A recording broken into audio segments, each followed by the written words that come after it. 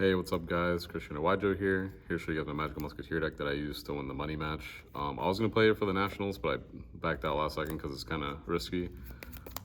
Very fun deck, very good with Snake Eye, probably like insane Snake Eye matchup. It struggles versus other decks, but decided I can kind of fix that.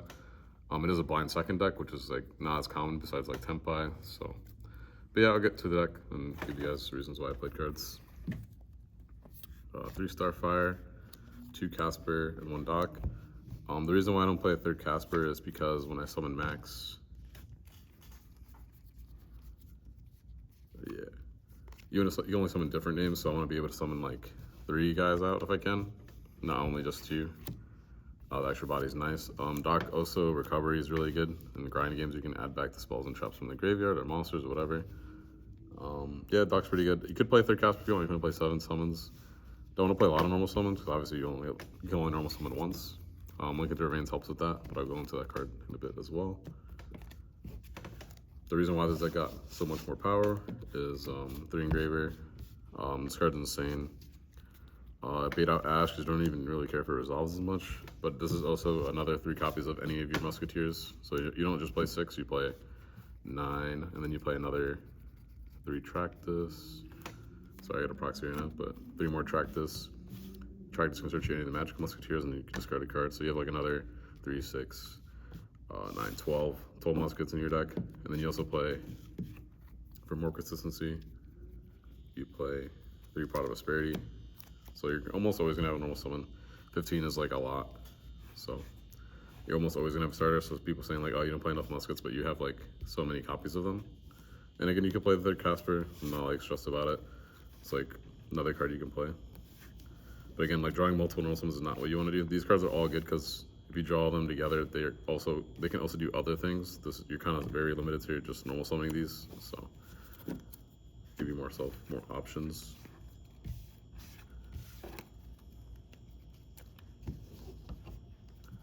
Lori, that'll goes with the Tractus. Just gives you an extender, so when you draw like Musket plus Tractus, now you have like another way to summon monsters, and you can chain block it too, like Lori or Starfire 1, Lori 2, or whatever. It's really good. I think everyone knows what Lori does. It's on all the Fiendsmith decks.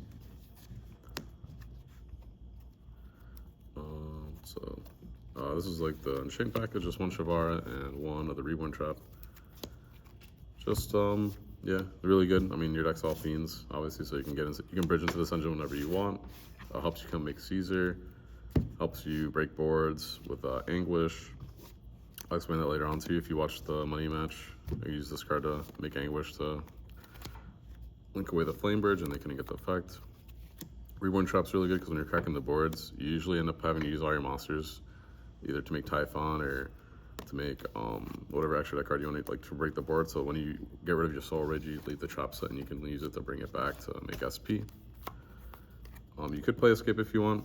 I was playing Escape for a bit because a lot of the time you get, like when you do go first, you do get hand trapped a lot and you usually only get to end on Soul Ridge and Escape. Soul Ridge of Escape is better than a Reborn and Escape obviously because it's more interruptions. But I think when you're going second, this one's better because you can get rid of your Soul Ridge and still have a way to bring it back. And you don't have to worry about ending on an Unchained monster in play. Going second, so you're gonna need board breakers and stuff and ways to get to your board breakers. Obviously you got the prosperities already, search your board breakers as well. 3 Phantasme.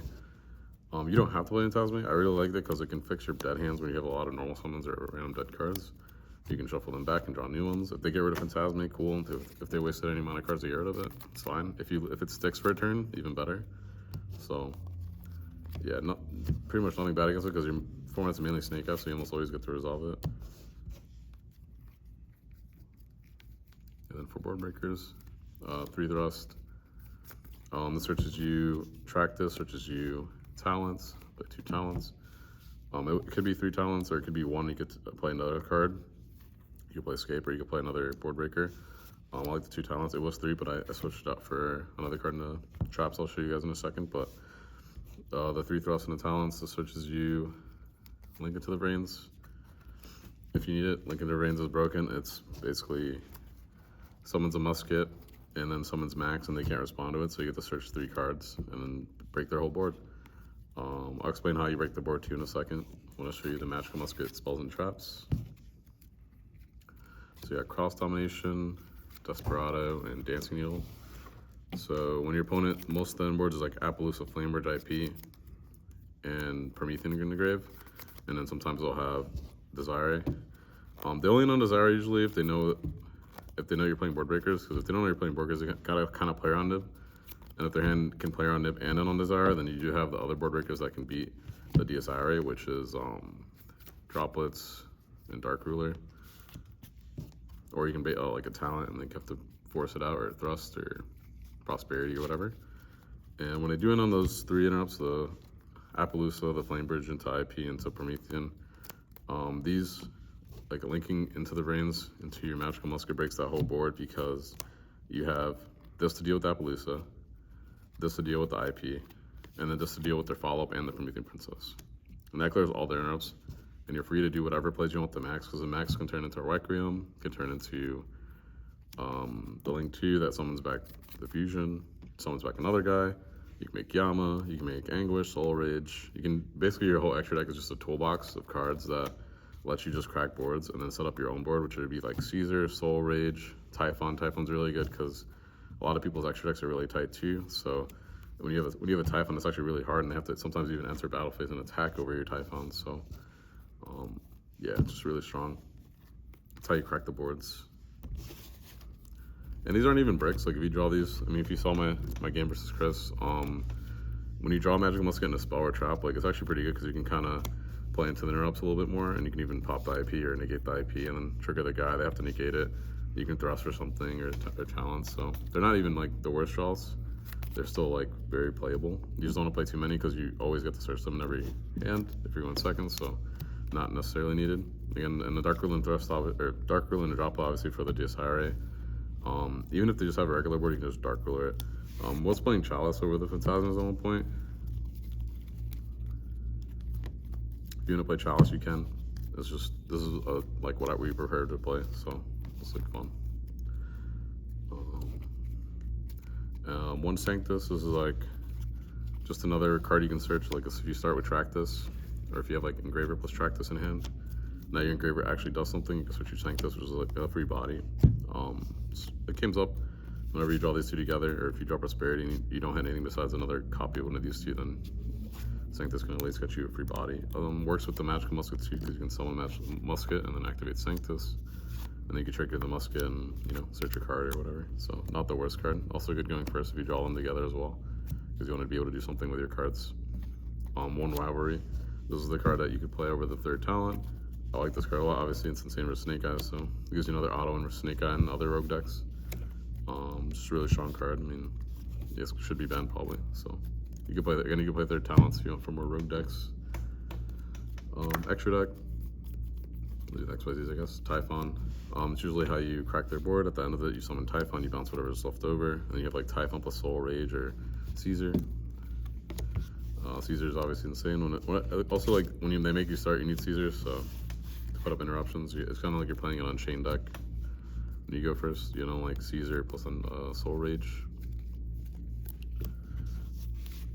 It's like your interrupts when you go, the interrupts you want to end on after you break their board. One Beaches is for the side deck. I'll show you the cards. Like blue tiers into D-Barrier, blue tiers into DDG.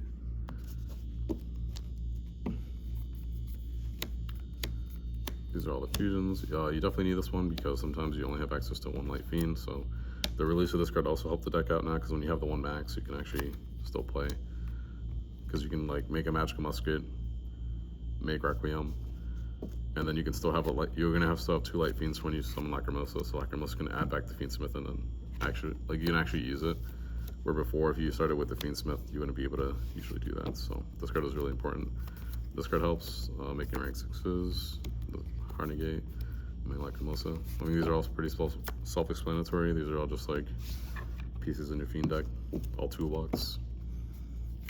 Axe Code, how you break the boards, and with Anguish. Against Snake Eyes specifically, you can Anguish their Flamebirds, summon Access Code.